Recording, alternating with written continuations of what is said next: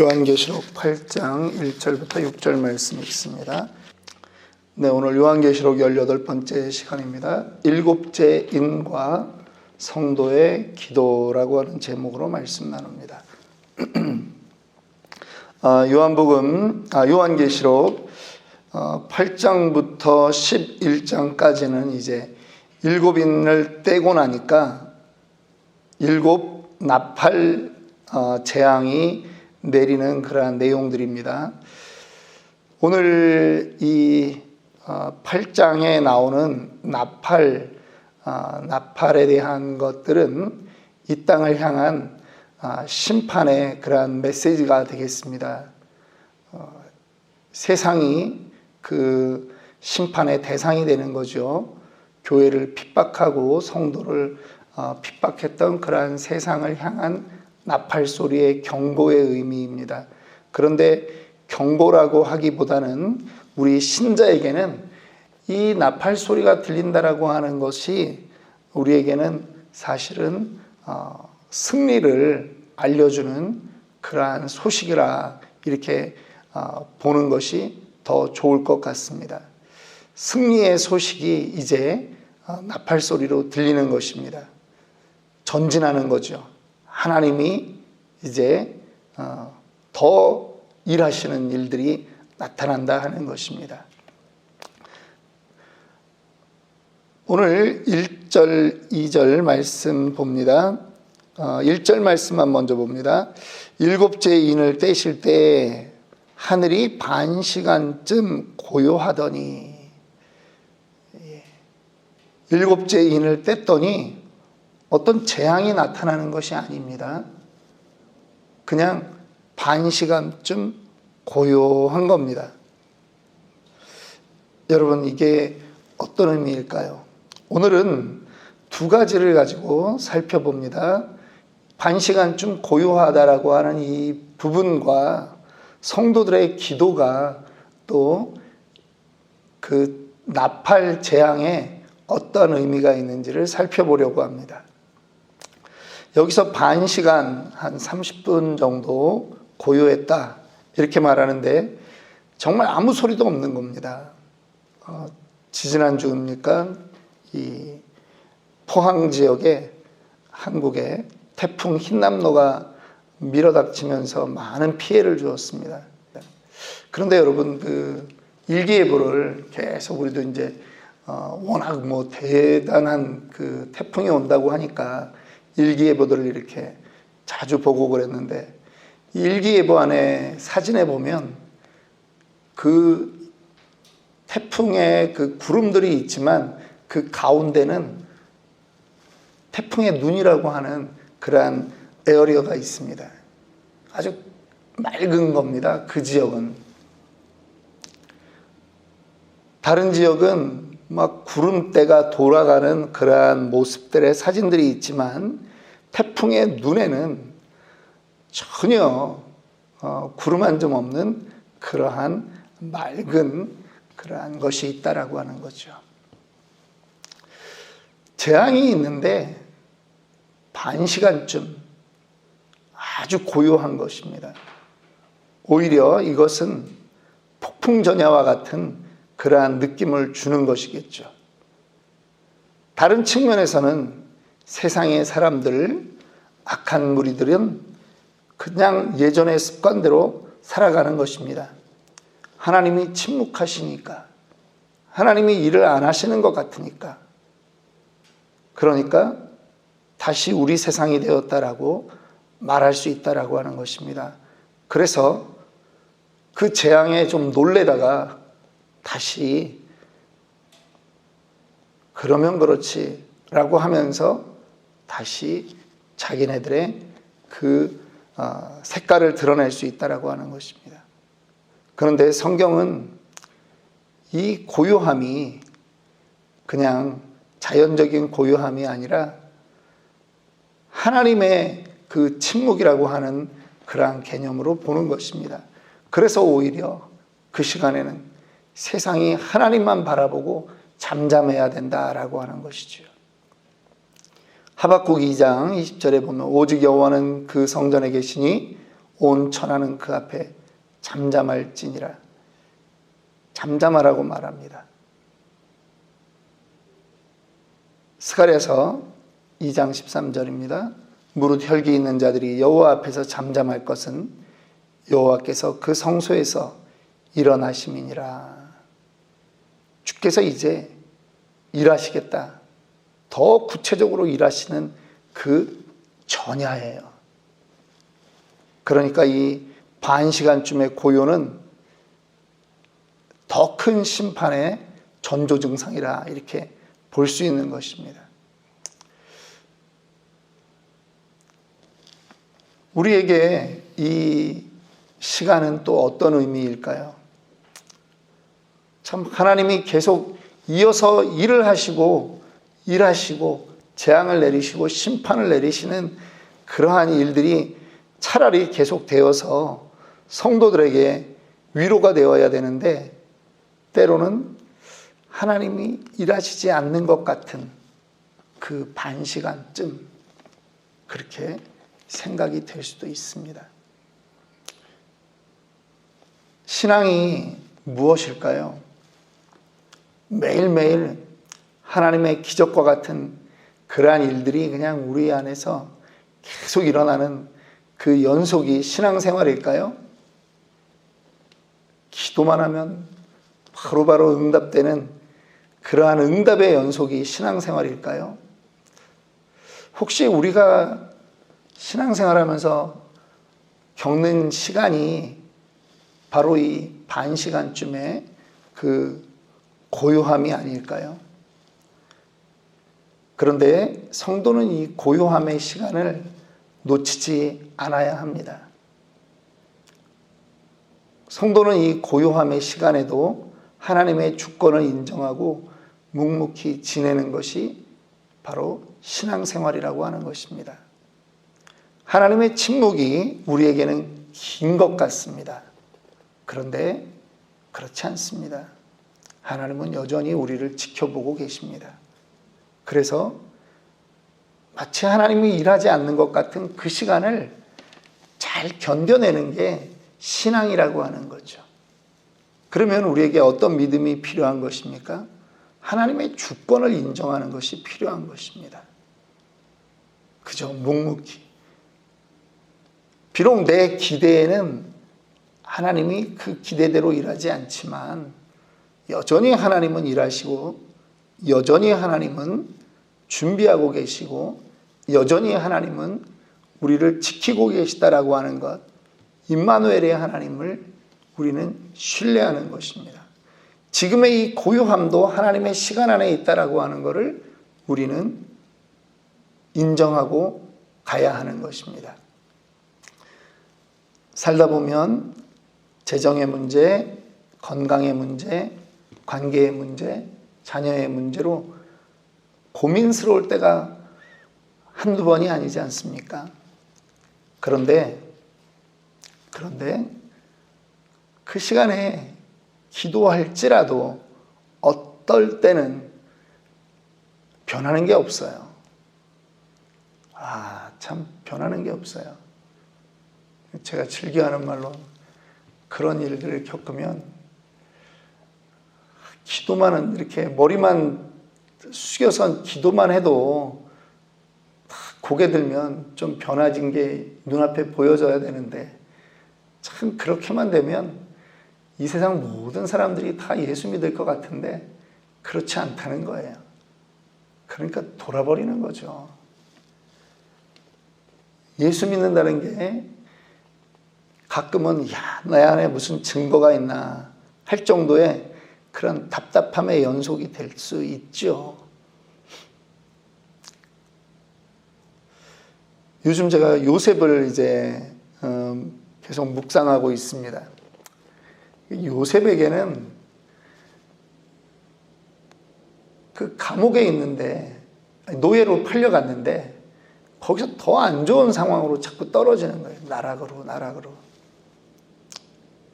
자기가 뭘 잘못한 것도 하나 없는데 혹시 우리의 상황이 고요하다 못해 내가 기대한 것들이 하나도 안 이루어지는 것 차원이 아니라 점점 더 안 좋아지는 그러한 차원으로 넘어가지는 않습니까? 하나님이 계시면 어떻게 이렇게 될 수 있을까?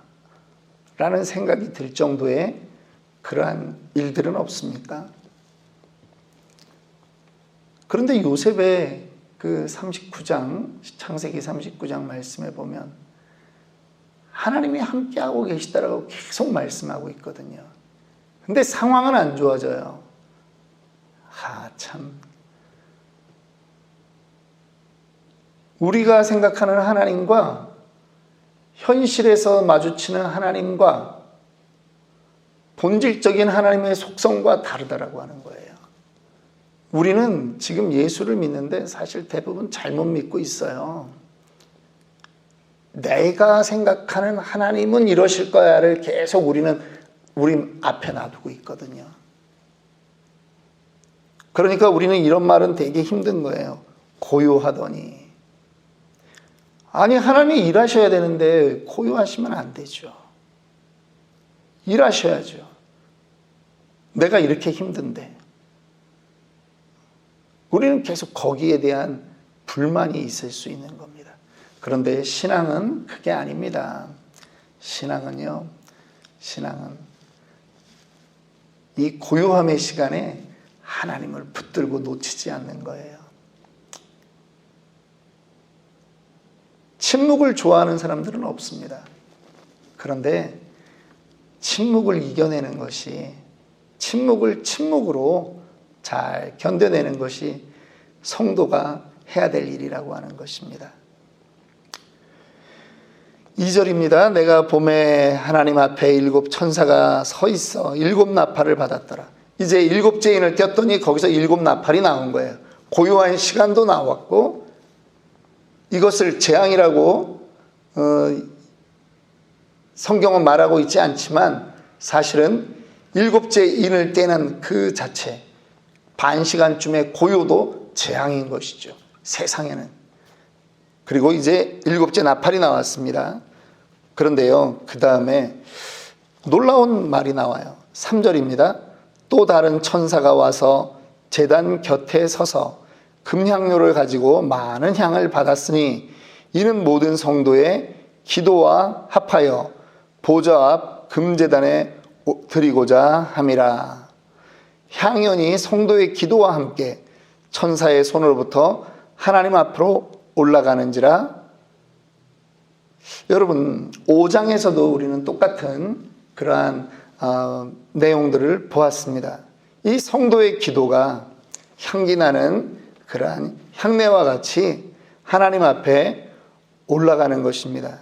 하나님은 우리의 기도를, 그 금대접에 올라온 그 기도를 하나님이 귀히 보신다라고 지난번에 5장에서는 그렇게 말씀을 드렸습니다. 그런데 오늘은 무엇이 달라지느냐? 아주 중요한 달라지는 것이 있습니다. 5절입니다. 천사가 향로를 가지고 제단에 불을 담아다가, 여러분 지금 이 향로에 향기 나는 그 향은 성도의 기도였잖아요. 그런데 이거를 하나님 앞에 가지고 올라갔는데 천사가 향로를 가지고 거기 제단에서 무엇을 그 향로에다 다시 담습니까?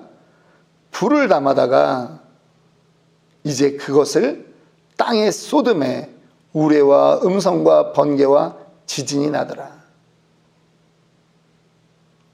오늘 드리고 싶은 말씀이 뭐냐면 7 나팔의 첫 번째 나팔 재앙의 시작은 무엇으로부터 시작된다?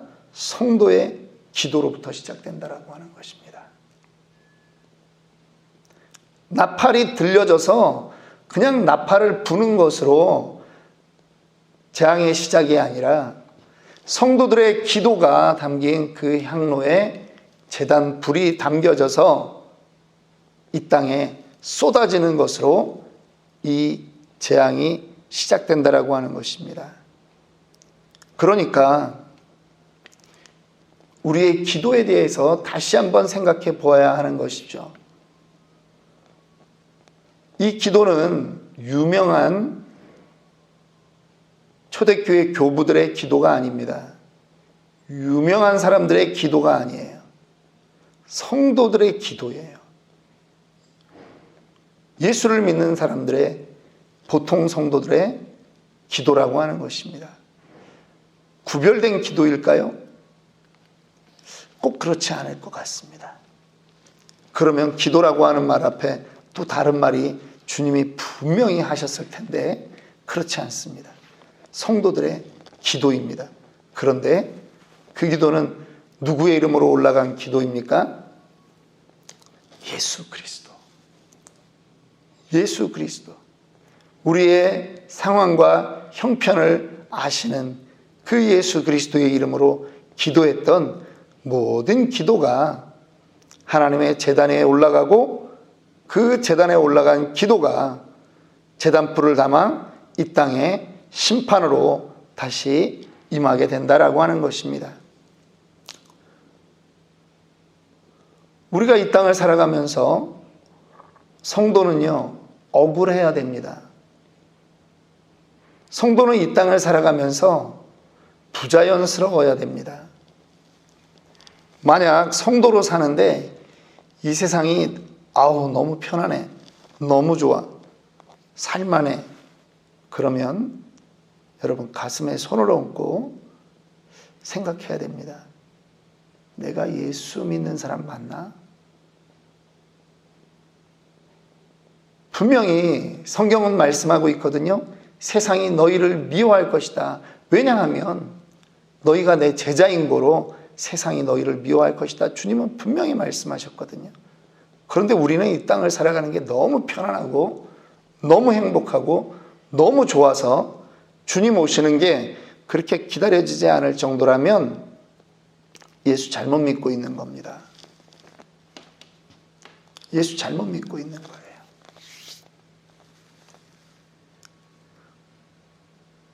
그런 사람이 무슨 기도를 하겠어요? 아쉬움이 없는데, 이 땅에 만족하는데. 우리는 이 땅에 속한 사람이 아닙니다. 두 발은 이 땅에 디디고 살지라도 우리는 천성을 바라보고 가는 사람들입니다. 그렇기 때문에 늘 우리에게는 이 땅이 불편해야 되고 이 땅에서 어떻게 보면 비난받아 마땅한 존재라고 하는 것입니다.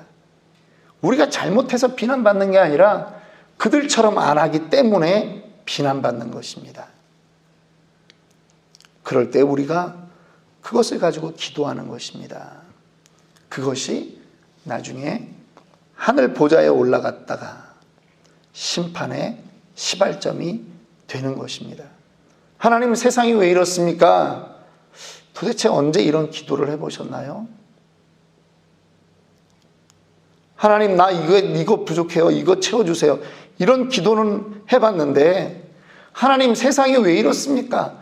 하나님 마음에서 기도해 본 적이 있나요?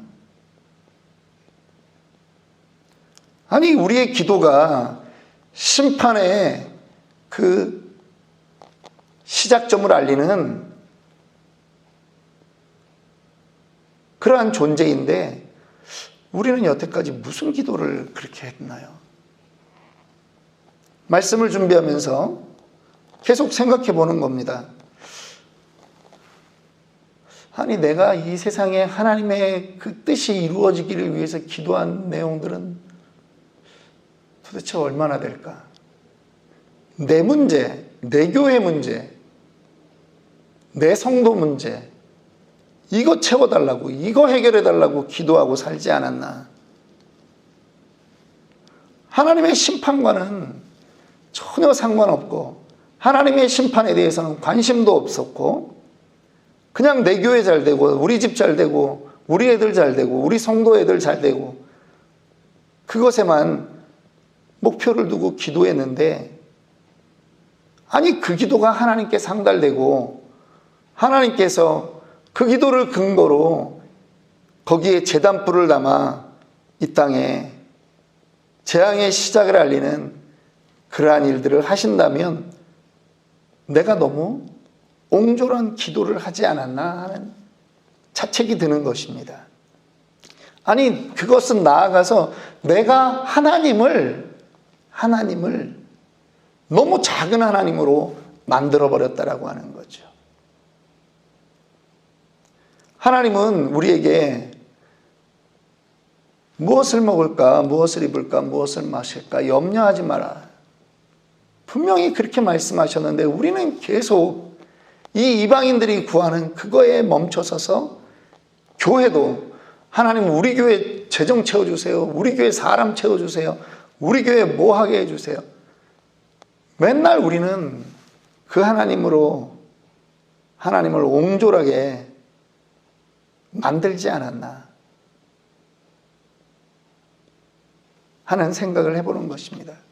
세계를 주관하고 이 땅의 심판에 그런 하나님을 인정한 것이 아니라 나의 그냥 도깨비 방망이로 계속 그렇게 하나님을 만들어버리진 않았습니까?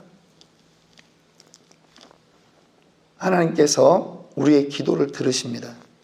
그러니까 우리의 기도가요, 이제는 차원이 달라져야 된다라고 하는 거죠. 요한계시록에 동참하는 성도에 걸맞는 기도가 되어야 되는 거죠. 그러니까 이 요한계시록을 읽고 그 말씀을 듣고 쓰여진 대로 행하는 사람이 복이 된다라고 하는 것이 오늘 우리에게 다시 다가와서 우리의 기도의 스타일이 바뀌어야 된다라고 하는 것입니다. 우리의 기도가 하나님의 마음에 정말 내가 이 세상을 공의로 심판할 만한 그러한 기도가 되기를 원합니다.